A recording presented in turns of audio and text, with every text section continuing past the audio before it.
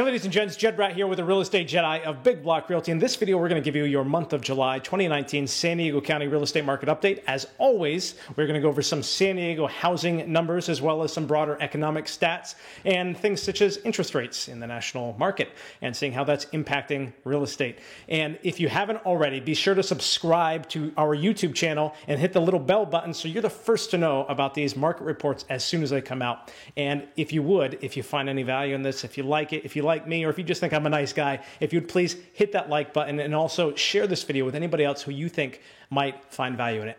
As always, thank you for watching, and let's go ahead and get started. So starting off in usual fashion, we are looking at San Diego County. We're looking at all price ranges, detached homes, townhomes, twin homes, row homes, and all their attached homes, so the bread and butter of the San Diego housing units. We are looking as far back as we can on the time scale, and we are going to begin looking at active listings. So in the month of June, we have just 1.6% increase year over year in the amount of active listings that buyers have to pick from that are currently on the market.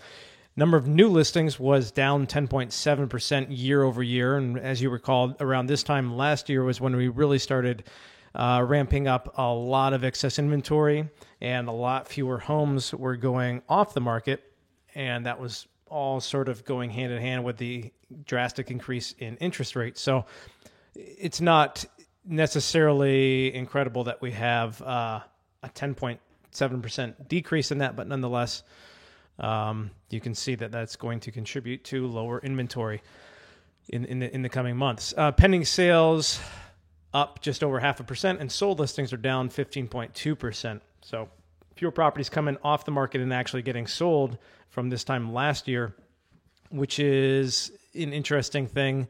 But still, it hadn't gotten to the slowest part of the market come June last year. The market really continued to slow down a bit towards the end of the year. If we look at months of inventory, we are looking at a 12.5% increase in months of inventory. So even though active listings are very slightly up, actual supply that we have, the number of months of supply, if each and every month the amount of properties that averaged out over the last 12 months continues to sell and no new properties were to come on the market, this would be the number of months of supply we'd have, so 2.7 months.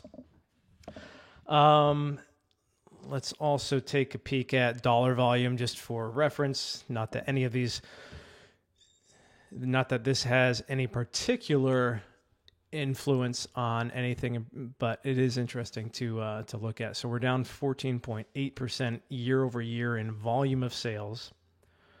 And then also let's look at active market time. So we're up 16.7%. So actual time that properties are on the market before they sell is up 16.7%.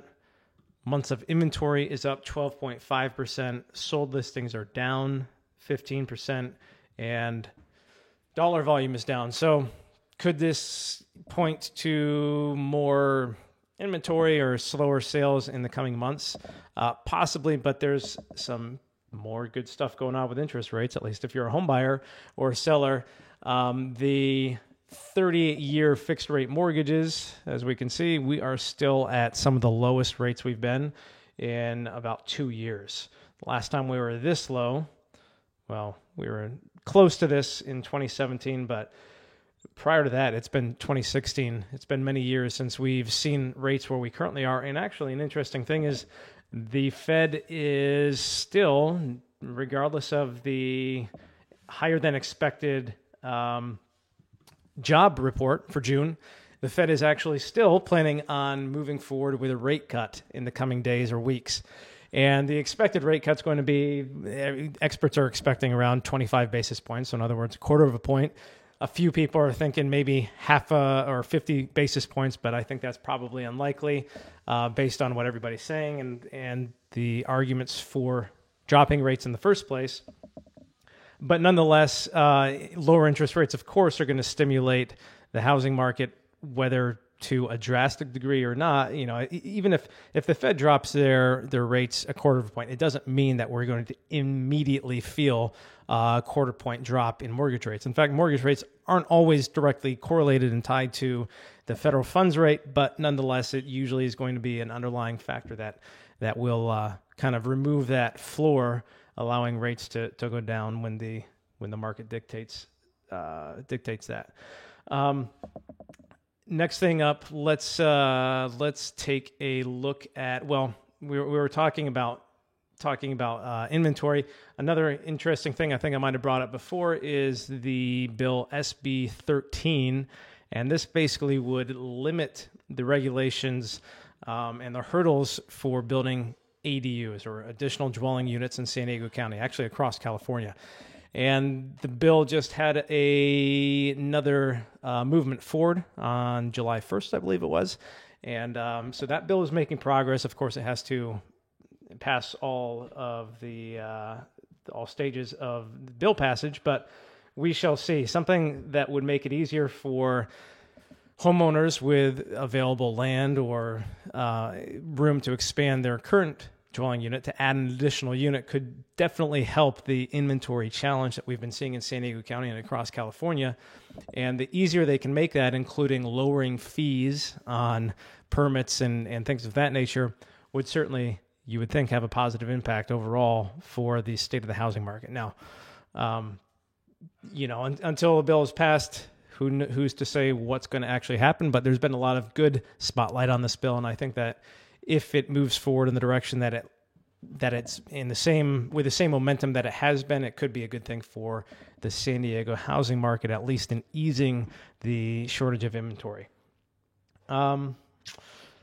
Quick look just at some other economic factors. Part of the reason that the Fed would want to drop rates, even though the jobs report and the economy looks like it's doing excellent, is because the Fed has a target on inflation of 2%. And these last several quarters and years, they've been under that ideal 2% inflation mark that they were really shooting for. And the concern there is, since we already have such low interest rates, if they were to see a recession coming, such as is often indicated, by a yield curve is supposedly the one of the main predictors of a recession. At least for the last 7 recessions, an inverted yield curve, has preceded each and every recession. So now that we've had an inverted yield curve for some time, meaning that the short-term rates are higher than the long-term rates, typically the 2-year to the 10-year,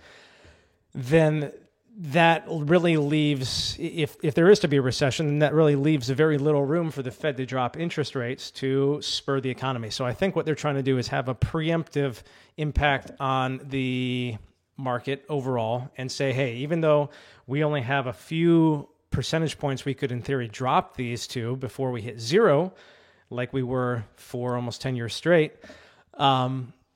then we will at least be making a positive impact while we have control, because once we actually enter a recession, it takes much more than, dropping at 1.5 or 2% to really make much of a ripple in the markets. And so they're thinking, well, if we can continue to balance this out and keep an even keel for as long as possible, we can maybe have a little bit of more influence with this quarter point or half a point drop in the interest rates and keep the markets moving as we would like them to before, rather than holding off on all ammunition until let's just, as if it's an enemy approaching at the gates. If you hold off on all your ammunition, they might get actually too close. And if they can break inside those city gates before you can actually use that, then it might be too late and the damage might have already been done. So I think they're just kind of preemptively trying to make sure that they are taking the actions they can before we have to throw every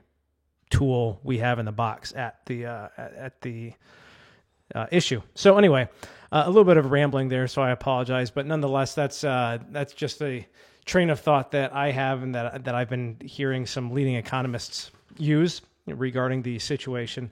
But overall, that is, if that rate drop does happen and it continues to impact interest rates, it'll be interesting to see how that directly ties to the real estate market. I can tell you, as we work in San Diego real estate, I feel like the market has certainly heated up tremendously since the beginning of the year compared to what it was looking like at the end of 2018.